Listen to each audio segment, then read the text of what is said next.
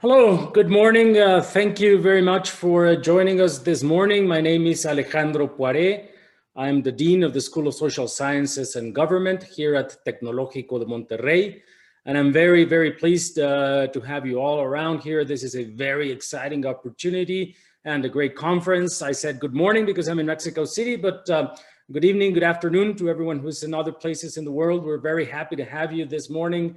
And in this opportunity, we're going to have a really, I think, groundbreaking opportunity to take a look at what it is that we can actually do from the position of researchers and from the position of investigators and public officials in charge of economic data to think about new ways in which we can use the massive amounts of data that are currently available, both that are being produced by individuals and large organizations to improve our knowledge of both contemporary and current economic trends, but also about a massive number of social and economic phenomena the world over.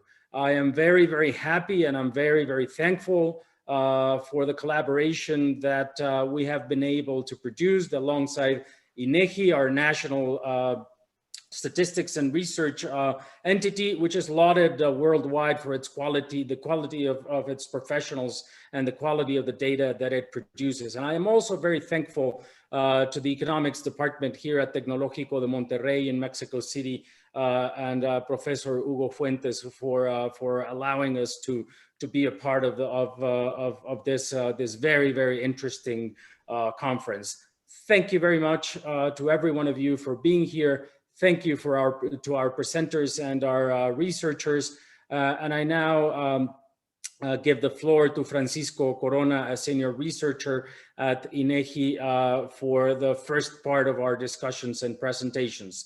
Again, we are very happy to have you here, and I hope this is productive and as interesting as it already looks on paper. Thank you very much, and have a very, very productive conference. Adelante, Francisco. Good morning to all. My name is Francisco Corona. I am researcher of the Mexican National Institute of Statistics, or INEGI. I have the pleasure to introduce to Luigi Mazzi with this conference titled Big Data Types for Macroeconomic Nowcasting. Now I will read the short bio of Luigi Mazzi. After more than 30 years as Eurostat permanent staff and 2 years as technical director at GOPA Luxembourg, Luigi Mazzi is now senior consultant in statistics and econometrics. His main areas of interest are time series analysis and modeling, business cycle analysis, nowcasting, forecasting, big data, seasonal adjustment, and uncertainty in official statistics. Luigi Mazzi is author of more than 150 working papers and chapters in books, as well as editor of some books, handbooks, and guidelines. Welcome, Gianluigi, and thanks for being here. And now we explain the outline for this session. First, Gianluigi will have around 25 to 30 minutes to carry out this presentation, Big Data Types for Macroeconomic Nowcasting. Second, I will make a brief commentary related to presentation and ask 1 or 2 short questions to it, then we will respond. And fourth, I will select some questions written by the assistants in the chat. Please, I suggest to the participants to be short and specific with their questions. This presentation is very important in the context of new casting approaches because it allows to disentangle the types of new information that can be used in different statistical and econometrics models. For example, vector error correction models, ARMA models, linear regressions, factor models, MIDAS, among many others, focusing on their particularities of using this big data information. For instance, INEGI has incorporated this kind of information in recent years for some products and initiatives. For example, Twitter Sentiment Index, early estimates of manufacturing production based on electric consumption data, income survey adjusted data with tax records, and more recently, the publication of timely estimates for monthly economic activity indicator. Also, Banco de Mexico now offers a set of information on electronic payments data open to public, which can be useful, especially for nowcasting models. Additionally, this presentation shows a review of the performance of the different types of big data information to obtain timely and accurate estimates for different macroeconomic and financial time series. Gianluigi, please start with your presentation. Yeah, I have to first to find out how to share the screen. I'm sorry. Okay. I'm sharing. I guess I managed to do so.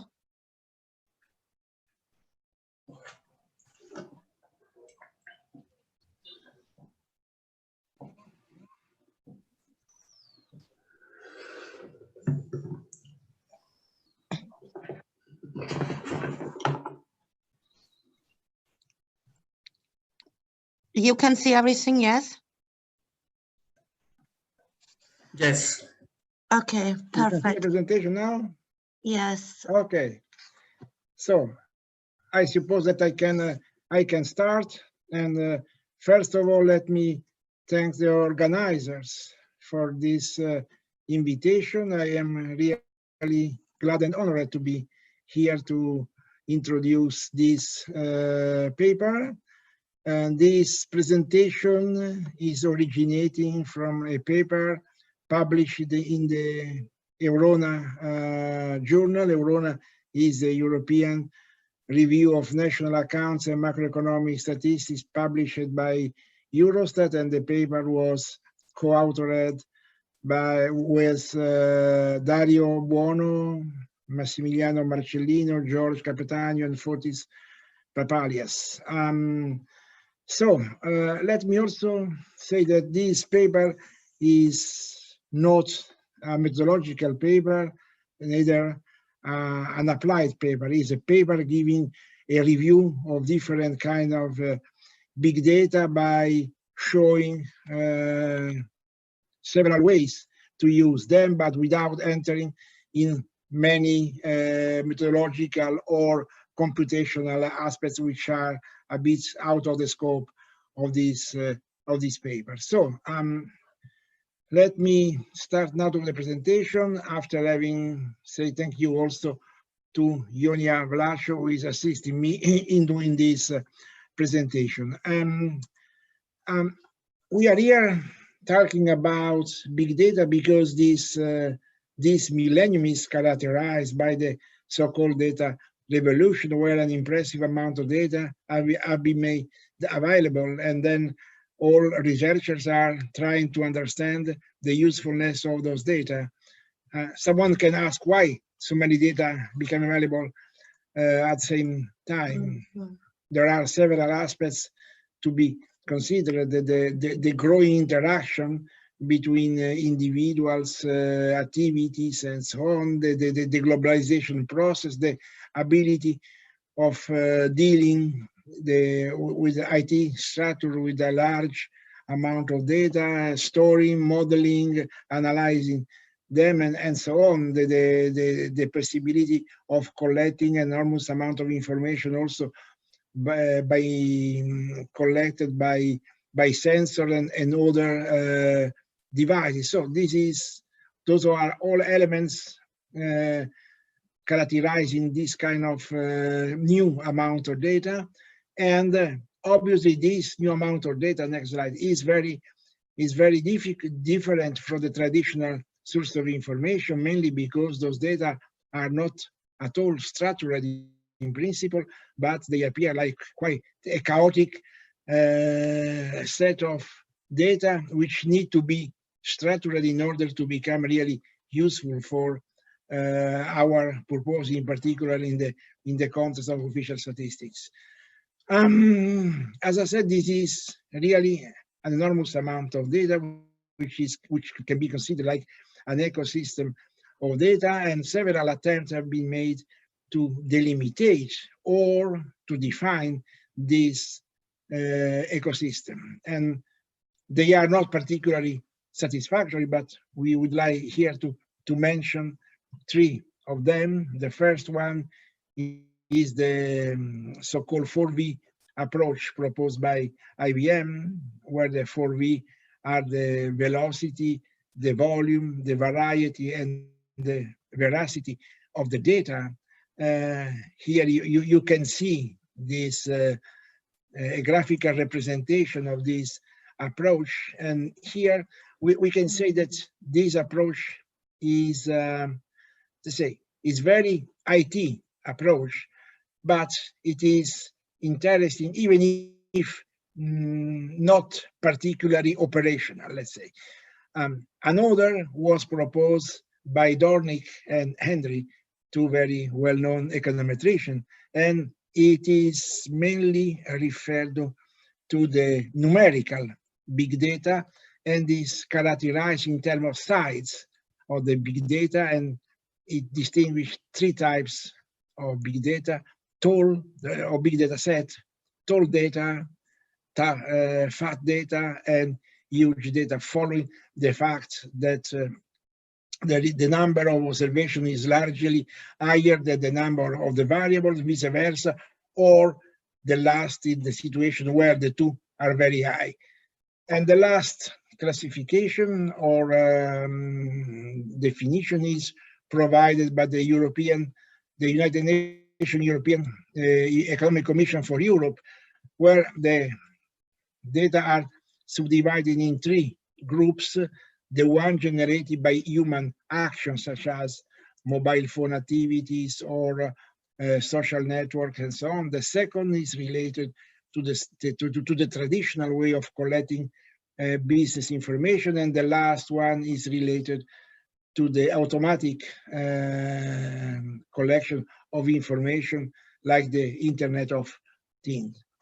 But from our point of view, this is not enough, in the sense that from our point of view, it was important to have within this ecosystem a classification based on the type of data. So what is generating the data, which are the actions or the tools generating the data, and based on that we need to identify the usefulness of the data in the field of nowcasting and forecasting. In this paper we are a bit going further, in the sense that we are also referring to the usefulness of the data in other areas, in particular in the monitoring of the SDGs, which is also particularly relevant for statistical offices.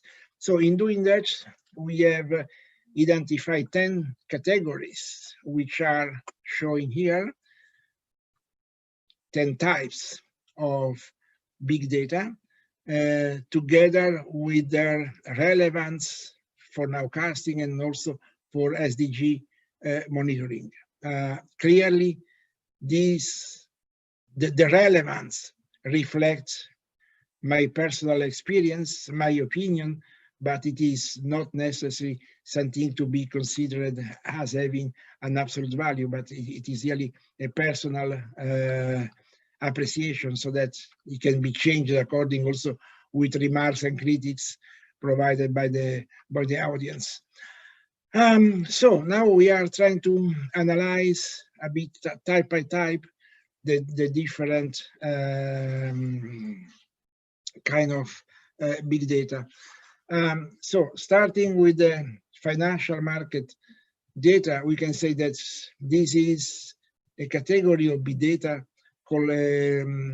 containing all kind of more or less automatic action related to the financial transactions, so that it is a very huge set of information which are collected almost continuously due to the new technologies used in the financial market activities, and which are very much unstructured, so that and also containing a lot of individual and personal information, so that there is also a big issue of confidentiality related to the utilization of this data, so that what it is needed is a process of temporal and also cross-sectional aggregation in order to derive some time series like available at daily or weekly or sometimes monthly frequency to be used in statistics. How this kind of data can be used? For example, they can be used in detailed analysis of microstructure of the financial market, but they can also be used in several ways in nowcasting and macro and forecasting macroeconomic activities, but they can also contribute to the development of some uncertainty or sentiment indicators and so on. It is clear that access to this data is not particularly easy, so that an utilization, an extensive utilization is really quite complex at this stage. There are several papers, research papers, but the right utilization by statistical offices remain quite limited at this moment. Let's move into the second category, which is constituted by the electronic payments data, where it is clear that even if there are several electronic payments means, the credit card or the debit card constitute the dominant part. The dominant part, but also the weak aspects, one of the weak aspects of this category, because the utilization of credit and debit cards around the world and between regions and countries, and even inside a specific country, is quite different, so that not necessarily the relevance of these variables is the same in different geographical contexts. This sometimes can be a limitation for the use of this source of information. It has also to be observed for the financial activities, as this is a very unstructured data set which need to be transformed in order to be used and in order to obtain time series. Another aspect which is also important for the financial market activity, but here is a little bit more relevant, is the huge weekly or sometimes even daily periodicity which is observed, so that there is an infra-monthly seasonality which need to be removed before their utilization for nowcasting and forecasting purposes. Utilization of this kind of information has been made in several areas of macroeconomic forecasting, for example, for forecasting GDP, but also for forecasting retail sales, monthly retail sales, for forecasting the quarterly household consumption, to build up new indicators for the retail sales on weekly basis and things like that. And there is also another utilization which is interesting, which constitutes the analysis of the behavior of consumers around extreme events, like around turning points. It could be useful in the future to study the attitudes during the pandemic. It was very useful to study the attitude around the 2001 events in the US, and so that.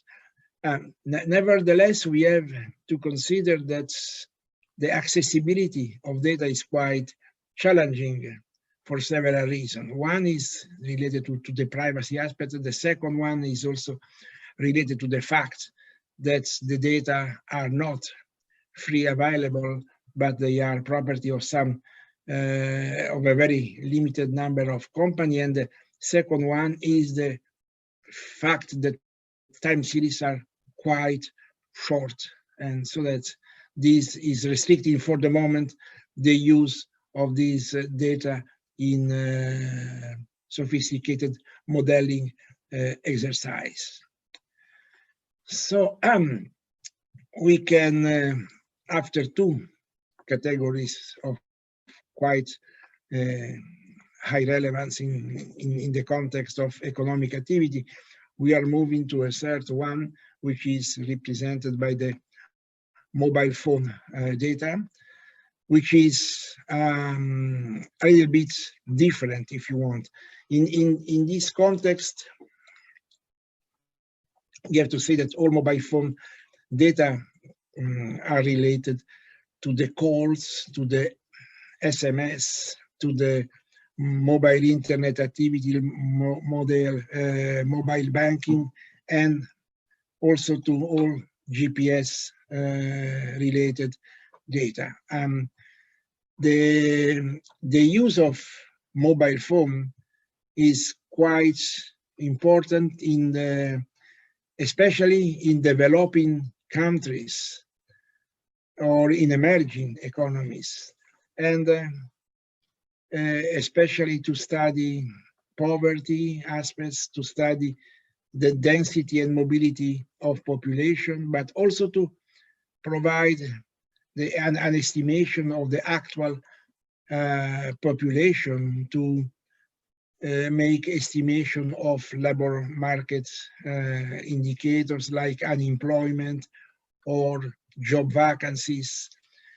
It is clear that these big data source, as several others, is particularly important where there are important lack of traditional data sources, which is typically the case in developing economies, so that the traditional ways of collecting information is not well developed, or the data are not particularly reliable. And in this case, the mobile phone data can provide a very important supplement for this kind of information.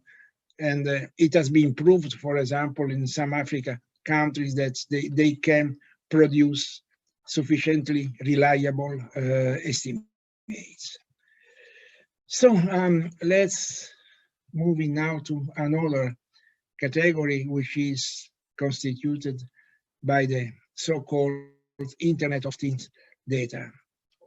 This category is really one of the more complex to be understood, and also probably the less explored for the moment. It is the category where we grouped all data which have been obtained as a consequence of the activity of a sensor of another device automatically registering activity not directly related to human actions.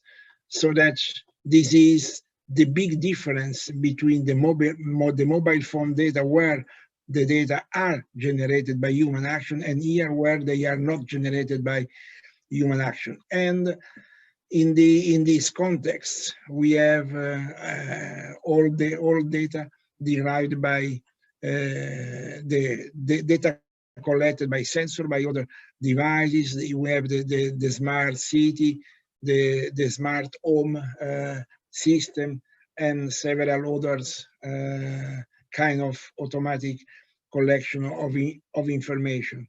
It has been very much used already in areas such as the meteorology or the geology and things like that, but it is clear that it can be particularly useful also in statistical domain, even if, as I said, this is still largely unexplored. In particular, it is largely unexplored in the context of nowcasting and forecasting, even if we consider that there are interesting potentials here of this kind of data. It has already been used, for example, in traffic monitoring, in meteorology forecast. It has also been used as somewhat in understanding individual behavior, like as a consequence of the activities registered by a smart home system, which could lead in the future, for example, by aggregating several individuals of the same category or group to identify and to define behavior of specific group of population and things like that. But so it is still not very much advanced in the practical activity related to the construction of statistical information. So moving to satellite images, this is related to the collection of images provided by satellites, which collect an enormous amount of images, high quality images, sequence of images with several frames by seconds, and which are the property of the national agencies dealing with this, or some private agency like sometimes Google or Apple and things like that. And this kind of information has been originally used for a large number of reasons: meteorology, agricultural, the war, and intelligence, and so on. But also it started to be used as an indication of the level of development of some areas, and of indicator of possible development of some specific regions, and so on. Nowadays, it is largely used in identify some specific variables, especially related to the SDGs, and to forecast their future evolution, for example, poverty, inequalities, and so on. It is also used in forecasting annual GDP, and to study the social, the economic, social development of some regions and countries. It is also very much useful to understand some specific behavior, for example, the industrialization with an area. And here, the key elements of this investigation and this exercise, this forecasting, etc., is represented by the night light phenomenon. So really relating the night light of specific area to the level of economic activity, and so on, which has been considered a quite important element, because he has a quite high correlation with the economic development and with the economic activity. And the data, the access of data is not very challenging, but it is clear that in this case, to use this data, we have to develop some specific tools, which are not the same of the tools we are using in the previous category of big data, since we have essentially images and not numbers of conversation or other kind of activities. So now we are going back again to a category which can be really relevant in terms of economic analysis, which is constituted by the scanner prices data. The scanner prices data are all prices collected during the operation of scanning a barcode of a given product. This kind of information has been growing up in the recent years, and it has been also very much used already by statistical offices. The utilization of this data is quite obvious. The first kind of utilization is in the improvement of the CPI, the Consumer Price Index, produced by statistical offices. In Europe, there are already several countries integrating this kind of information in their process of the construction of the CPI. Other important activities related are the forecasting and then the nowcasting of the CPI, are the study of the behavior of the retailers and of the consumers. The problem is represented by the access of this data, which is quite complex, and at least for non-institutional groups, and also the fact that all these data are characterized by, again, one relevant seasonality.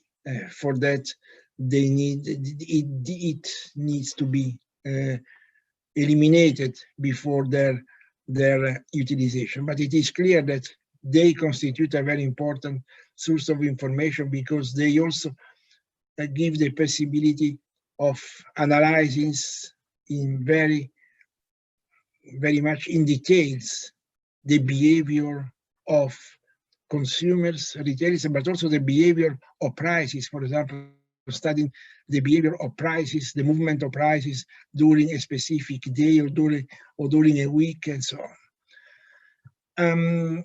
We can go now to the next category, which is constituted by the internet, the online price collection, and this is a very similar source of information with respect to scanner data price, and here is related to internet shopping, which is continuously increasing, and so that these data are very much used, and the interest of statistical authorities is also constantly increasing on this data. We have examples of the utilization of this data also in the construction of the CPI, together with scanner data and traditional source of information, or in constructing alternative CPIs only based on this kind of data, on studying the retail sales activities, and also we have interesting example in new ways of constructing consumer price index based on clustering of very detailed number of products, and the clustering is made by monitored and unmonitored machine learning procedures. So it is a very sophisticated approach, which lead to the construction of a very new ways of a new kind of consumer price index. And the access to the data is not particularly challenging, and this makes this kind of information also particularly interesting. We can move to the next category, which is probably one of the most well-known of the big data ecosystem, which is represented by the web search results. This is all kind of data which are the outcome of web results carried out on the basis of specific keywords. This was originally a quite raw mechanism generating these kind of results, but then Google introduced new ways of making this machine working, and based on the results obtained, Google also developed some products which try to facilitate the statistical use of this information, the well-known Google Trend and Google Correlates. So this kind of information is originating by big data, but they are not typically big data, because at the end of the story, the results are very aggregate, and so they look much more to normal kind of data and not really to big data. So they are introduced in big data because this is their origin, but they are not big data in terms of the tools to be used. There is a large literature in the utilization of big data for nowcasting and forecasting exercise, but there is also a long tradition of the use of this kind of data in the context of the construction of policy uncertainty indices, or in the construction of sentiment and confidence indicators, in the monitoring of the human behavior after some relevant policy decisions, and in the healthcare, in the well-being context, and so on. So that it is really largely used and with quite promising results. Another category is represented by the textual information, where the textual information refers to all text produced by newspaper, news releases, press communication, minutes or official documents of institutional bodies like central banks, and so on. And all these activities can be very relevant, mainly to construct sentiment or confidence indicators or risk indicators. Not they can be also used for nowcasting and forecasting, but in my opinion, since they reflect a lot of personal views, they are more useful in constructing these kind of indicators. And it is important at this stage to note that Twitter data are not included in this category, but in the category of social network data. We have also to consider that in this case we need to develop specific tools for dealing with this data, in particular text mining or text analytics tools, and that there are now several software dealing with this kind of procedures.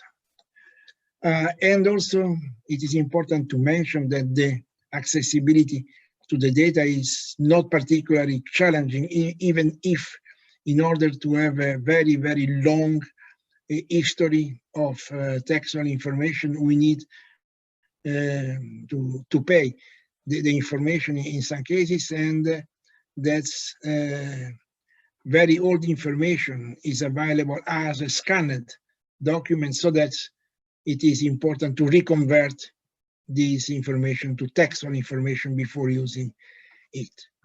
Last category, which is again very similar to the previous one, is the social network data, where all the social network can be considered, but in which probably the focus has to be on Twitter data, because it is much easier to deal with them, because it is possible to classify them following the various hashtags, and also because the content of this data is much more professional than the content of the data coming from other social network. Another important aspect is that this kind of data is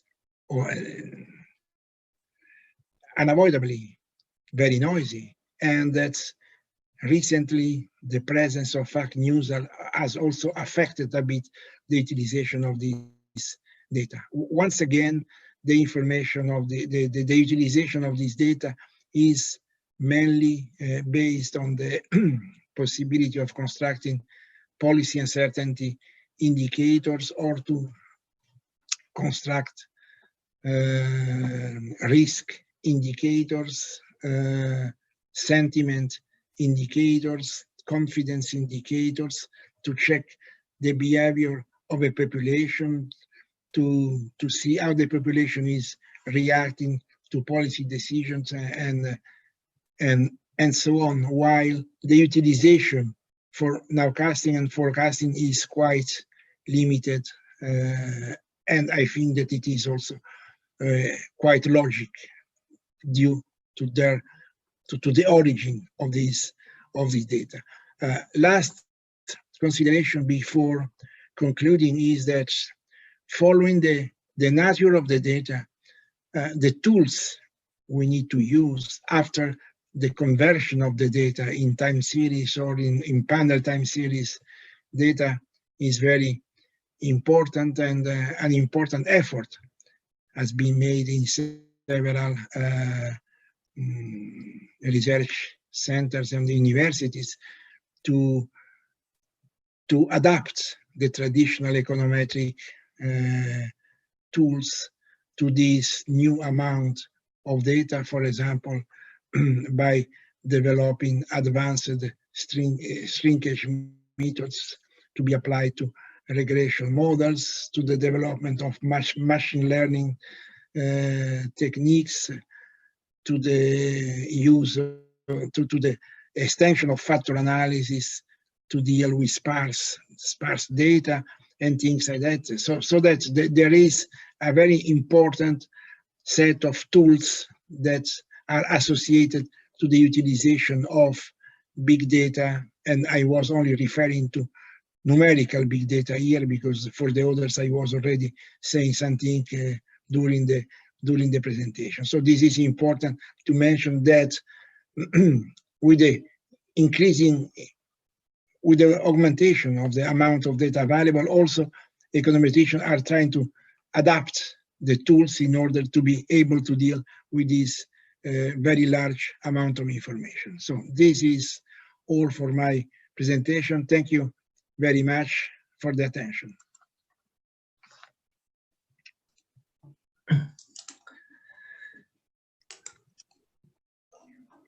Thank you. Thank you very much for this excellent presentation. As commentary and related with your presentation, I want to share that in INEGI, we recently generated a nowcasting approach based on the use of traditional and big data information. Basically, Google Trends, in order to exploit the contemporaneous dependence between a dynamic factor estimated by using both types of information with respect to the annual percentage variation of the monthly GDP. The model allows us to release information 5 weeks ahead of the official data release, and the results indicate that the mean absolute error decreased in 17% with respect to when we only use traditional economic and financial time series. Consequently, I have 2 short questions. First, what is the experience in other national statistic agencies in the world in the usage of big data information to generate nowcasts of the GDP? And second, statistically, once selected the type of big data information, what kind of statistical or econometric models are most frequently used to exploit the relationship between the variables extracted from big data sources with respect to a specific macroeconomic variable of interest. So thank you very much. It is very interesting what you said for your experience. We were mainly conducting a similar exercise related to the nowcasting or the advanced estimation of some macroeconomic variables, in particular GDP, industrial production, retail trade, unemployment, and so on. And what we notice is that mixing up big data and traditional data, big data coming from Google Trend in this specific case, and traditional data, the relevance of big data is very important before the end of the period. So when we are estimating, for example, the GDP of October, still in October, the relevance of big data is very important. But after, when progressively the other kind of information become available, the relevance of big data rapidly declines. So in our analysis, the use of big data is very important to produce advanced estimates, meaning estimation during the reference period or even before the reference period, really forecast, and at limit nowcasting. But then, for example, if you want to produce flash estimates, meaning estimates like 10, 15 days after the end of the reference period or 20 days after the reference period, this is really not particularly important. Now, your questions. It is not easy to answer how many statistical offices are dealing with big data. I can say that, as I already mentioned in the presentation, several statistical offices are dealing with scanner price and internet and online price in their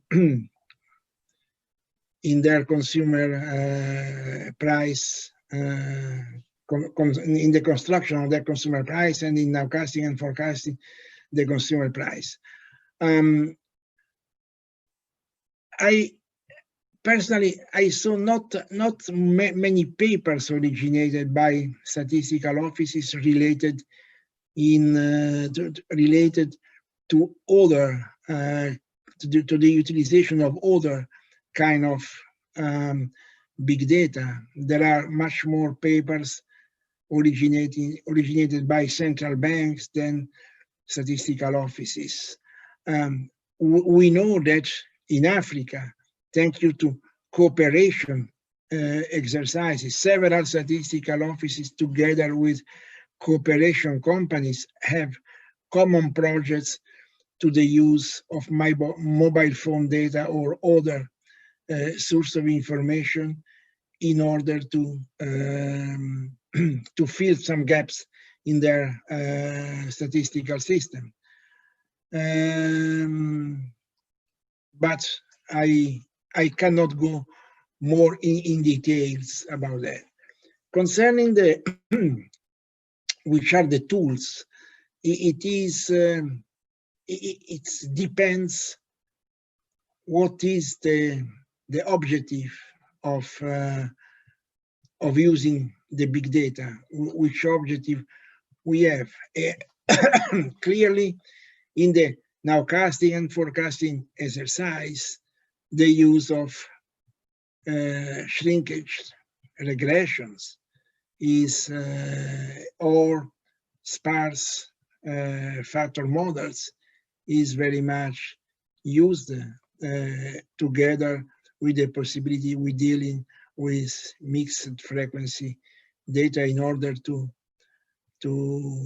accommodate the fact that big data are often available at daily or even weekly frequency. in other contexts, clearly the tools are very different because, for example, when you are constructing CPIs, for example, here we have to include the big data in a traditional process of aggregation, which is typical of the statistical offices for the construction of their price index.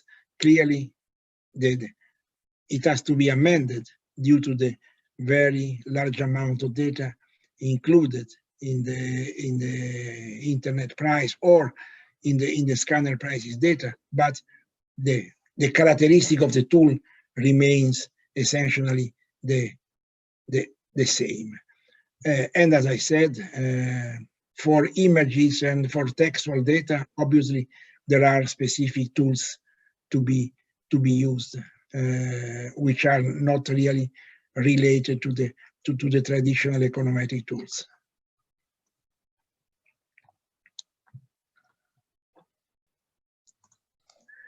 Thank you very much. We have another question. In Mexico, electronic invoicing is required by law. All formal selling transactions are made by electronic invoicing system by the government. What is the potential to use this data for monitoring the real estate of the economy, at least in the formal economy? Can you repeat the beginning of the question? In Mexico, electronic invoicing is required by electronic invoicing. Yes. What is the potential to use this data for monitoring the state of the economy, at least for the formal economy? Yeah, I have to say that I see the potential, but I have to say that I didn't remember particular studies based on this kind of information. Once again, I see a problem of privacy related to this data, so that this data clearly needs to be aggregated and anonymized before their utilization, which shouldn't be a big problem if they are used by a statistical agency, but which will make difficult, for example, the utilization of this data by researchers, and so that this is probably one of the reasons for which there is not a large literature, at least as far as I know, related to this kind of data. Okay, thank you. Given the importance and the development of the big data, and in the context of the official statistics, what do you think is the most important role for national statistics agencies to encourage the usage of big data information? As I said, I consider that there are several ways in which statistical agencies should invest on big data. The first one is related to the nowcasting and forecasting, nowcasting and forecasting exercise for macroeconomic variable, with the limitation and the restriction that I was mentioning before. The second is the improvement of traditional statistics, the CPIs, but this is not the only case in which big data can improve the overall quality and also the granularity of some official statistics. The third case is the construction of new indicators, in particular in the context of the SDGs monitoring. In the SDGs, there are several indicators which are not traditionally constructed by statistical offices for several reasons, including the lack of surveys or the fact the surveys are too expensive in some specific domains. And in this case, the big data can really complement and integrate the activity of official statistics to create indicators in this kind of area. And the last one is related to the possibility of using big data to have a better measure of the uncertainty associated to statistical data, to the use of statistical data, and to the and to the policy actions, in order that they can alert the users with a large battery of indicators, not necessarily related to point estimates of a single variables, but giving a clear